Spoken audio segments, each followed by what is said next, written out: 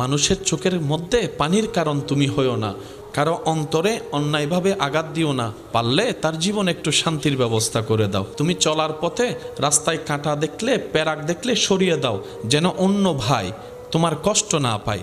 উম্মত, অন্যের ক্ষতি করিও না, পারলে উপকার করো। উম্মত, কারো খাবার কেড়ে নিও না, পারলে ক্ষুধার্তকে খাবার দাও। এক কথায় পৃথিবীর মালিক আল্লাহ তোমাদের কাছে আমানত দিয়েছে, আমানতদারিকে আমানতের মধ্যে রাখো। পৃথিবীকে ধ্বংস করিও না, পৃথিবীকে নষ্ট করিও না, পৃথিবীকে অশান্তি করিও না।